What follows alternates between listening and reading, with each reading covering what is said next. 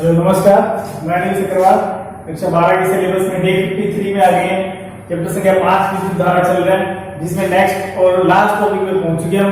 और ये जो लास्ट टॉपिक है वो है सेलों का संयोजन। संयोजन में 2-3 बातें पहले पढ़ चुके हैं संयोजन के बारे में। पिछली क्लासों में भी हम डिस्कस कर चुके हैं कि संयोजन जो है वो हमने प्रतिरोधों का संयोजन पढ़ लिया, उससे पहले हमने संधारित्रों का संयोजन पढ़ लिया। तो सभी में 2 बातें पढ़ी हमने, श्रेणीक्रम और समांतरक्रम। उसी तरह से 2 बातें उनके अंदर थी कि विभव हमें देखना है कब सेम है कब अलग अलग है, और हमें धारा देखनी है कब सेम है कब अलग अलग है। जो वैल्यू अलग होगी उनका जो सम है, उनका जो टोटल है वो कुल वैल्यू के बराबर हो जाएगा और उसके अनुसार उसे हल करेंगे। यहाँ पर भी कोई बात है, यहाँ पर हम बात करेंगे सेलों की। सेलों का जो संयोजन है तो श्रेणीक्रम और समांतरक्रम वही 2 बातें हैं। हमें ये देखना है कि जब श्रेणीक्रम में जोड़ रहे हैं तो परिणामी जो वैल्यूज हैं वो क्या आ रही है, क्या जो हमने इनकी रिलेशन फॉलो किए थे, डेराइव किए थे, v = e - IR, क्या ये बाद में भी उसको फॉलो करते हैं या नहीं करते हैं। इस तरह से इसको हम सोल्व करेंगे। अब देखो इसके अंदर पहली बात लेते हैं सेलों का श्रेणीक्रम संयोजन। श्रेणीक्रम संयोजन के लिए 2 या 3 सेल जितने मान सकते हैं और उनको श्रेणीक्रम में जोड़ा गया है। एक सेल हम ये ले लेते हैं, माना कि कोई ये सेल है और दूसरा सेल है और दोनों को श्रेणीक्रम में जोड़ दिया। परिपथ में जहां भी जोड़ा गया है वहां परिपथ का खुद का कुछ ना कुछ प्रतिरोध होगा। की लगाना चाहे तो की या कुंजी वन ऑफ स्पीशीज के अंदर लगा सकते हैं। तो हमने सेल की बात की थी, ये कंप्लीट वैल्यू जो है वो एक सेल है। इसको हम नाम देते हैं E1, इसकी विद्युत वाहक बल है, आंतरिक प्रतिरोध इसका R1 है। इस सेल की बात करें तो इसके लिए E2 विद्युत वाहक बल है, R2 इसका आंतरिक प्रतिरोध है। वैल्यूज इनकी अलग अलग सेम कैसी भी हो सकती है, हम अलग अलग मान के चलते हैं, उसके अनुसार इसको सोल्व करेंगे। अब इसमें इसका जो प्रतिरोध है वो R है, यहाँ जो धारा प्रवाहित हो रही है वो है I है। तो धारा दोनों में श्रेणीक्रम में जोड़े हुए हैं इसलिए धारा समान जाएगी, लेकिन दोनों पर विभवांतर जो है जिसे हम नॉर्मली कहते हैं टर्मिनल विभवांतर, वो दोनों पर अलग अलग होगा और वो कुल के बराबर होगा। यानी V कहें तो V = V1 + V2। अब ये कि V1 और V2 है क्या, कहां पर है इसमें। इस बिंदु को अगर हम A मान लें, इस बिंदु को अगर हम B मान लें, इस बिंदु को अगर हम C मान लें, तो A, B और C। अब पहला जो सेल जुड़ा हुआ है वो देखें तो A और B के बीच में जुड़ा हुआ है। दूसरा सेल देखें तो वो B और C के बीच में जुड़ा है। इसका मतलब जब हमें इसका वोल्टेज लेना है तो इसका वोल्टेज, इसका पोटेंशियल लेना है, टर्मिनल पोटेंशियल, तो A और B पर हम यहाँ वायर लगाकर और मल्टीमीटर से या वोल्टमीटर से चेक कर सकते हैं। दूसरा यहाँ पर B और C के बीच में इस तरह से चेक कर सकते हैं। तो इसका मतलब क्या हुआ, VAB जो है वो E1 सेल के लिए टर्मिनल विभवांतर आएगा, VBC जो है वो E2 सेल के लिए टर्मिनल विभवांतर आएगा, और कुल विभवांतर क्या होगा, दोनों के योग के बराबर हो जाएगा। तो यहाँ देखें VAB बराबर लिखें तो क्या आएगा, E - IR, E की जगह क्या है E1 - IR1। ये क्वेश्चन हम डायरेक्ट लिखते हैं क्योंकि हम पहले पढ़ चुके हैं, इसको प्रूफ नहीं करेंगे या हम इसका डायरेक्ट यूज करेंगे। प्रूफ हम पहले कर चुके हैं इसका कि कैसे आएगा। V और E में रिलेशन हमने प्राप्त किया था, टर्मिनल विभवांतर और विद्युत वाहक बल में संबंध। फिर VBC इसी प्रकार देखें, B और C के मध्य विभवांतर, या लिखना चाहे तो पूरा डिटेल से थोड़ा सा लिख सकते हैं कि बिंदु A और B के मध्य टर्मिनल विभवांतर, B और C के मध्य टर्मिनल विभवांतर, तो VBC = E2 - IR2। अब कुल विभवांतर की बात करें तो कुल विभवांतर, कुल विद्युत वाहक बल की बात करें तो दोनों के योग के बराबर होगा। तो यहाँ श्रेणीक्रम में कुल विभवांतर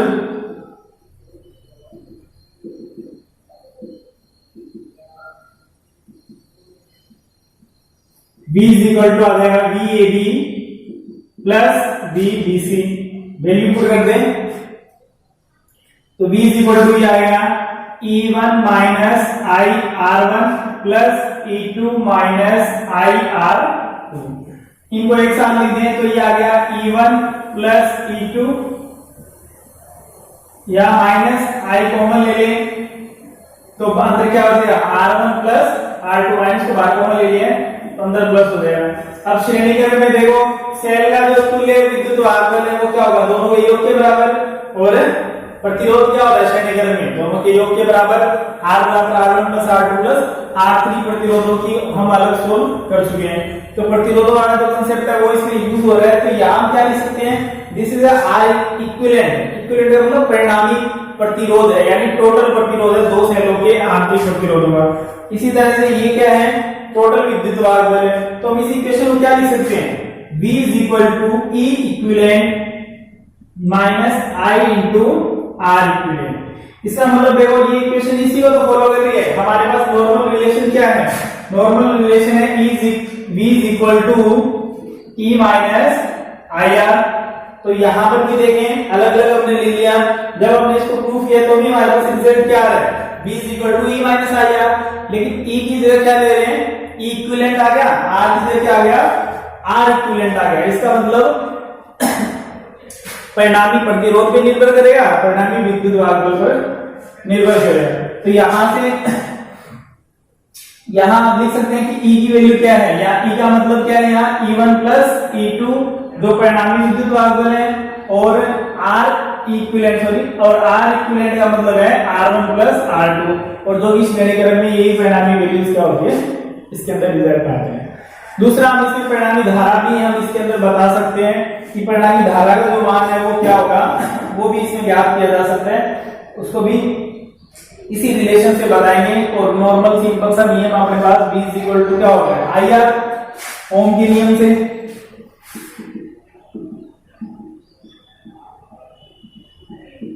V is equal to IR, I तो करंट है इसके अंदर, R की जगह क्या आएगा, R की जगह R इक्विवेलेंट यानी टोटल रेजिस्टेंस आएगा, और V की जगह क्या आएगा, टोटल विद्युत वाहक बल आ जाएगा।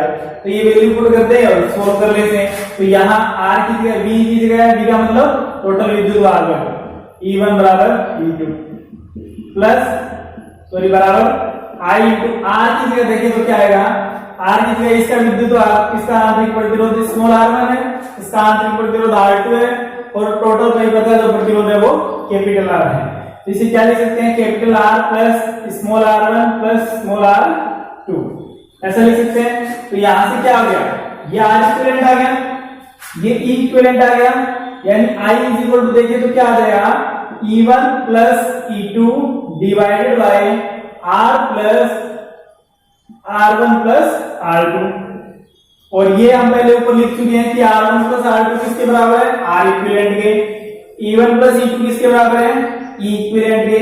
तो वैल्यू क्या आ गई, E equivalent divided by R plus R equivalent. और ये भी किस इक्वेशन के अकॉर्डिंग है, देखा जाए तो I इज इक्वल टू हमने प्रूफ किया था E upon capital R plus small r, और मैंने आपको उस समय भी जिक्र किया था इस बात का कि ये जो है वही बेसिक समीकरण है इसके, इसी के अनुसार जो है वो सारे रिजल्ट हम प्राप्त करते हैं। तो ये इसमें फाइनल वैल्यू आ गई इसकी। तो इसके रिजल्ट में क्या पता चल रहा है कि दोनों जो वैल्यूज है उसके अकॉर्डिंग पोटेंशियल के लिए भी इक्वेशन वही आती है, और इसके लिए करंट के लिए भी इक्वेशन वही आती है। अब इसी तरह से हम इसको समांतर क्रम को सोल्व करेंगे। नेक्स्ट लेते हैं सेलों का समांतर क्रम संयोजन। समांतर क्रम में सेम उसी तरह से दो सेल जो है वो समांतर क्रम में जोड़ देंगे और फिर उसे सोल्व कर लेंगे। इसलिए भी हमें वही बातें लेकर चलनी है कि अब यहाँ समांतर क्रम में ये ध्यान रखना है कि समांतर क्रम में क्या होता है, वोल्टेज का मान सेम रहता है और जो करंट का मान है वो डिवाइड I1 I2 में डिवाइड होता है। तो यहाँ पर वो क्या कर रहे हैं, जब हम सेल पढ़ रहे हैं तो सेल की basic equation is equal to B is equal to E minus IR कहते हैं, या I is equal to E upon R plus R कहते हैं। उससे अपने को क्या करना है, वैल्यू निकालनी है जो वैल्यू हमें चाहिए। फिर जब हमने वोल्टेज लिया तो V की वैल्यू डायरेक्ट थी B is equal to E minus IR। अब समांतर में करंट अलग अलग होता है तो total current I is equal to I1 plus I2 करना पड़ेगा। तो उसके अंदर भी हमें क्या करना है, I1 और I2 की वैल्यू याद करनी है। तो वो B is equal to E minus IR में I आ रहा है तो वहां से I की वैल्यू निकाल लेंगे और उसको सोल्व कर लेंगे। फिर उसी के अनुसार दोनों को ऐड कर देंगे और सिंप्लीफाई कर देंगे। और लास्ट में फाइनल रिजल्ट हमें ये बताना है कि सेल दो जो समांतर क्रम में जोड़ दें तो भी उनका जो रेजिस्टेंस है वो समांतर क्रम संयोजन के अकॉर्डिंग ही परिणामी मान हमें प्राप्त होता है। अब देखते हैं इसका कैलकुलेशन का। सिंपल सी कैलकुलेशन है, बस केवल देखो तीन टॉपिक मैंने बहुत बार जिक्र कर लिया है, इन चीजों का जरूर ध्यान रखें कि तीनों जो टॉपिक है सेल, संधारित्र और प्रतिरोध एक ही बात पे डिपेंड है कि आपको अगर करंट वोल्टेज का थोड़ा सा बेसिक चीजों का पता है, समझ के अगर पता है तो फिर आपको कोई दिक्कत नहीं आएगी। कैलकुलेशन बिल्कुल सिंपल वे में रहती है इनमें कि अगर जब आप प्रतिरोध ले रहे हो तो ओम का नियम लग जाएगा, संधारित्र ले रहे हो तो P इक्वल टू C भी लग जाएगा, सेल ले रहे हैं तो V equal to minus IR लग जाएगा। उसके अलावा और किसी वैल्यू की जरूरत इसमें नहीं पड़ती है। अब हम क्या करें, इनको समांतर क्रम में जोड़ना है तो दो सेल ले लेते हैं। एक सेल हमने ये ले लिया, वही E1 सेल ले लिया, इसका जो आंतरिक प्रतिरोध है वो R1। दूसरा E2 सेल ले लिया, उसका जो आंतरिक प्रतिरोध है वो R2 है, और इसको परिपथ में जहां भी जोड़ा गया है वहां परिपथ का कुछ ना कुछ प्रतिरोध होगा जिसे बाहरी प्रतिरोध हम क्या कह रहे हैं, कैपिटल R कह रहे हैं। इसमें जो कुल धारा है, मान लो इन दोनों के कारण जो कुल धारा है वो I है, ठीक है, I धारा मान लेते हैं। तो यहां इसकी धारा जो है वो क्या होगी, I1, और इसकी क्या होगी, I2। दोनों की जो योग है वो क्या हो जाएगी, I के इक्वल हो जाएगी। अब अपने को क्या निकालना है, पहली बात तो यहाँ ये बताना चाहिए समांतर क्रम में किसका योग करते हैं, करंट का योग करते हैं। तो कुल धारा क्या होगी, यहाँ कुल धारा I बराबर I1 प्लस I2, इसे देते समीकरण नंबर 1। अब इसे सोल्व कर लेते हैं। अब पहले तो I का मान निकालेंगे, फिर I और I2 के लिए देख लेंगे। अब देखो समांतर क्रम में क्या होगा, जब इसका वोल्टेज देखेंगे तो इसके सिरे ये रहे, इसका वोल्टेज देखेंगे तो इसके सिरे ये रहे, और क्या हो रहे हैं, ये भी जाके एक ही पॉइंट पे कनेक्ट हो रहे हैं, इसलिए इसका वोल्टेज भी इन सिरों में मिल रहा है, इसका भी इन सिरों में मिल रहा है। इसका मतलब समांतर क्रम में सिंपल सा डायरेक्ट ध्यान रखिए तो भी विभाजन समान होता है। और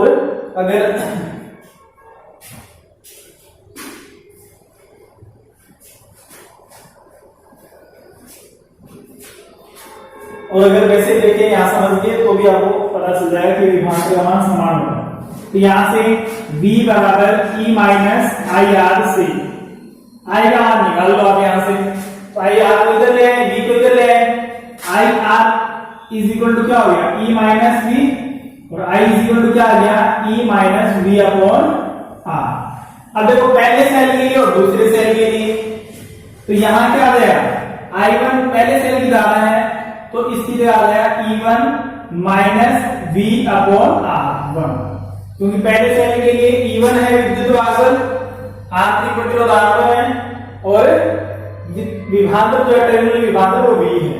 यहाँ V1 V2 नहीं करना है, ये ध्यान रखना, वरना फिर सारे कैलकुलेशन गलत हो जाएंगे। दूसरी बात करें, जो लिख देता हूं, I2 इज इक्वल टू अगर लें तो ये क्या आ जाएगा, E2 minus V upon R2, ठीक है। ये समीकरण 2 दे दें इसे और 3 दे दें। 2 व 3 के मान 1 में रखने पर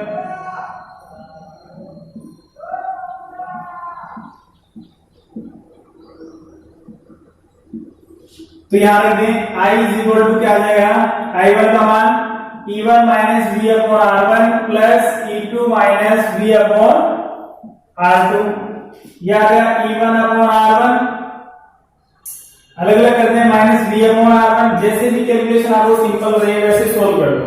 मैं उसको पूरा थोड़ा ज्यादा ये सिंप्लीफाई कर रहा हूं, आप इसको डायरेक्ट भी देख सकते हैं, E1 upon R1 plus E2 upon R2 एक साथ लिख दो, माइनस माइनस में V कॉमन आ रहा है तो 1 upon R1 plus 1 upon R2 एक साथ लिख दो। ये 3 स्टेप इसमें आप गाइड कर सकते हैं, अगर आप उसको माइंड में सोल्व कर ले तो कोई जरूरी नहीं है, सब टाइप के लेवल अलग अलग है, इसलिए सब अपनी कैलकुलेशन के अकॉर्डिंग करें। कैलकुलेशन गलत नहीं होनी चाहिए, स्टेप 2 कम हो जाएंगे तो भी कोई उसके विशेष फर्क नहीं पड़ेगा, नंबर नहीं कटेंगे, और किसी ने 2 ज्यादा डिस्क्राइब करके लिख दिए तो उससे कोई ज्यादा नंबर नहीं मिलेंगे। आप अपनी समझ के अनुसार इसे सोल्व कर ले। मैं इसे पूरा सोल्व कर लेता हूँ, अलग अलग कर रहा हूँ पहले इनको। तो ये भी क्या हो जाएगा, E2 upon R2 minus V upon R2। अब इन दोनों को एक साथ लिखते हैं तो क्या आ जाएगा, ये E1 upon R1 plus E2 upon R2 minus V upon R1 minus V upon R2, minus V common ले लेंगे, 1 upon R1 plus 1 upon R2 आ जाएगा। तो यहां से आगे देखें I इज इक्वल टू, यह आ गया E1 अपॉन R1, या इसका एलसीएम ले लो, एलसीएम ले लिया, R1 R2 एलसीएम आ गया, यह आ गया E1 R2 plus E2 R1। इसकी कोई जरूरी नहीं है, आप इसको ऐसा कैसा भी छोड़ सकते हैं, माइनस यहां से डी कॉमन ले लेंगे, 1 upon R1 plus 1 upon R2, इसको भी इसी फॉर्म में कन्वर्ट कर लो तो I इज इक्वल टू आ जाएगा E1 R2 plus E2 R1 upon R1 R2 minus LCM आएगा बी ऐसा कैसा R1 R2 और R2 प्लस R1 लिखो, R1 प्लस R2 लिखो, एक ही बात है। अब देखो हमें क्या प्रूफ करना है, हमें प्रूफ करना है कि इक्वेशन उसी के अकॉर्डिंग चलती है, B is equal to E minus IR, क्योंकि सेल है तो सेल की प्रॉपर्टीज को ये फॉलो करती है। यहां तक सोच सिंप्लीफाई करना, उसके बाद आप इसे छोड़ सकते हैं, ये अपना प्रूफ है इसके अंदर। अब देखिए हम इसमें अपने को B चाहिए, जो वैल्यू चाहिए उसको एक तरफ रख ले, बाकी वैल्यूज को दूसरी तरफ, ये पूरी वैल्यू उठा के इधर ले आए, I को इधर ले जाए, ये तो मल्टीप्लाई में होगी इसको डिवाइड में ले जाए, सिंप्लीफाई, तो B multiply R1 plus R2 upon R1 R2 बराबर ये E1 R2 plus E2 R1 upon R1 R2 minus I, इसको इधर ले जाओ, पलट जाएगी और दोनों में गुणा में आ जाएगी, क्या आ जाएगा E1 R2 plus E2 R1 upon R1 R2, और इसको मल्टीप्लाई करेंगे रिवर्स हो जाएगी, ये R1 R2 R1 plus R2 minus I into ये भी रिवर्स हो जाएगा R1 R2 upon R1 plus R2, तो ये कैंसिल आउट हो गया, B इज इक्वल टू क्या आ गया E1 R2 plus E2 R1 upon R1 plus R2, minus वैसे इतना सोल्व करने की जरूरत नहीं है, लेकिन हम ये प्रूफ कर रहे हैं कि इसकी वैल्यू इस फॉर्म में कन्वर्ट की जा सकती है, वरना आपसे यहाँ तक एकदम सिंप्लीफाई हो गया, ये यहाँ तक, तो ये तो आ गया परिणामी विद्युतवाहक बल, ये आ गया परिणामी प्रतिरोध, क्योंकि हमें पता है समांतर क्रम में परिणामी प्रतिरोध 1 upon R is equal to 1 upon R1 plus 1 upon R2 plus 1 upon R3 होता है, 4 में 5 के जितने भी लेंस के अकॉर्डिंग, तो ये वो कंडीशन आ गई, तो डायरेक्ट इसको क्या लिख सकते हैं, this is R equivalent 1 upon R equivalent, reverse कर देंगे। अब अपने इसको सोल्व करें, थोड़ा सा इधर देख लेंगे, 1 upon R is equal to क्या हो रहा है 1 upon R1 plus 1 upon R2, लेकिन ये तो किसकी वैल्यू होती है 1 अपॉन R की, जब हम R की वैल्यू निकालते हैं तो पहले से एलसीएम लेके सोल्व करके फिर उसको रिवर्स करते हैं, कैलकुलेशन में भी करते हैं, न्यूमेरिकल्स में भी ऐसे करते हैं, तो वही बात यहाँ पर है 1 upon R is equal to R1 multiply R2 then R1 plus R2 then R is equal to reverse R1 R2 divided by R1 plus R2, और ये देखो ये क्या वैल्यू है R1 R2 upon R1 plus R2, तो ये confuse होने की कहीं आवश्यकता नहीं कि ये वैल्यू R इक्विवेलेंट के बराबर कैसे होगी, ठीक है। तो इस तरह से ये तो हो गया V, ये हो गया E इक्विवेलेंट माइनस I, और ये हो गया R इक्विवेलेंट। इसका मतलब ये इक्वेशन जो है वो भी किसको फॉलो करती है, सेल के गुणधर्म को फॉलो करती है, यानी समांतर क्रम में जोड़ दें तो भी परिणामी जो धारा, परिणामी जो विद्युत वाहक है वो E माइनस I R की इक्वल होगा, वहां प्रतिबाधा जो है, प्रति आंतरिक प्रतिरोध जो है वो समांतर क्रम के अनुसार रिजल्ट आएंगे, और श्रेणी क्रम है तो आंतरिक प्रतिरोध के रिजल्ट श्रेणी क्रम के अनुसार हमें प्राप्त होंगे। अब इस चैप्टर में ये लगभग कंप्लीट हो गया सारा चैप्टर, आप इसको थोड़ा इस तरह से देख ले, ध्यान से इसको सोल्व करके सिंप्लीफाई करके देख लें। कॉमन बात एक ही है कि करंट की वैल्यू अलग अलग है तो आपको करंट लेना है, वोल्टेज की वैल्यू अलग अलग है तो वोल्टेज लेना है। इक्वेशन अपने पास बेसिक एक ही है, V is equal to E minus IR। अब इसके अंदर एक दो परिभाषाएं हैं छोटी छोटी, वो आप खुद भी पढ़ सकते हैं, तो ज्यादा इतना नहीं है, 9th 10th लेवल में आती है वो, जैसे विद्युत शक्ति दे रखा है और विद्युत ऊर्जा दे रखा है, तो इन दोनों को आप कर लेना, थोड़ा सा मैं डिस्क्राइब कर देता हूँ विद्युत ऊर्जा और विद्युत शक्ति के बारे में। देखो ऊर्जा जो वो कार्य होता है शक्ति कार्य करने की, तो जब कार्य आ जाएगा तो शक्ति आ जाएगी, इसलिए पहले कार्य की बात कर लेते हैं, शक्ति की बात कर लेंगे। यानी विद्युत ऊर्जा क्या है, कोई भी जो परिपथ है उसमें विद्युत सेल जब जोड़ा जाता है तो उसके लिए विद्युत सेल द्वारा धारा प्रवाह में जो किया गया कार्य है वो क्या कहलाती है, उसकी ऊर्जा कहलाती है, किया गया कुल कार्य ऊर्जा कहलाती है। तो ऊर्जा को कार्य है, इसलिए इसको मिटा देते हैं, डब्ल्यू से लिख देते हैं। और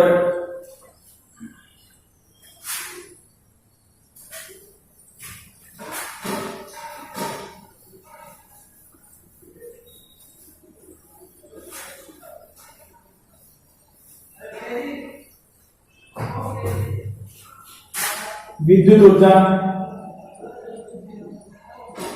और विद्युत शक्ति दोनों साथ ही लेके चलेंगे, एक दूसरे से रिलेटेड है। इसको P से लिखते हैं पावर, इसको W से लिख देते हैं कार्य या ऊर्जा, एनर्जी E से लिख देते हैं। तो ऊर्जा क्या है, देखो कोई भी परिपत्र को सेल लगे तो उस सेल द्वारा धारा प्रवाह में जो कुल कार्य किया जाता है वही ऊर्जा है। अब कार्य कैसे करते हैं, सेल में अगर देखें तो नॉर्मली अपने पास वैल्यूज विभवांतर के रूप में, क्योंकि सेल में क्या होगा, विभव होगा, विभवांतर होगा। विभवांतर के लिए, विभव के लिए हम फॉर्मूला डेराइव कर चुके हैं, कार्य की फॉर्मूला में कार्य निकालना है हमें। V विभव की फॉर्मूला क्या है, W/Q। तो W क्या है, V/Q, और Q की परिभाषा क्या है, I क्या हो गया, Q/T, देन Q क्या हो गया, IT। तो वैल्यू क्या आ गई, W VIT, ये इसकी फॉर्मूला है। अब इसको अलग अलग फॉर्म में व्यक्त कर दिया जाता है कार्य को, कि अब V की जगह I क्या रख दें, तो क्या हो जाएगा, W IR into I square RT।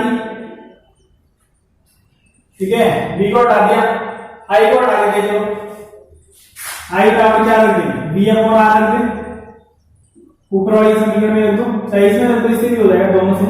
W क्या आ जाएगा, V I की जगह क्या रखोगे, V/R into T। तो W क्या आ गया, V square upon R into T। तो कुल कार्य जो होता है वो तो विद्युत ऊर्जा होती है। घरों में तो जो बिजली हम खर्च करते हैं वो भी विद्युत ऊर्जा ही है। हम उसके क्या करते हैं, विद्युत ऊर्जा का खर्चा देते हैं, और उस विद्युत ऊर्जा को हम खर्चा जो देते हैं वो यूनिट के रूप में कन्वर्ट करते हैं। और वो यूनिट VIT से आती है, कितना वोल्टेज है, कितना करंट है, कितने समय तक हमने उसका यूज किया है, उस समय वो गुणा करके हम इसका यूनिट का मान निकाल सकते हैं। और उस यूनिट को जो है वो किलोवाट घंटा में लेते हैं, कि इसलिए वहां kWh लिखा जाता है।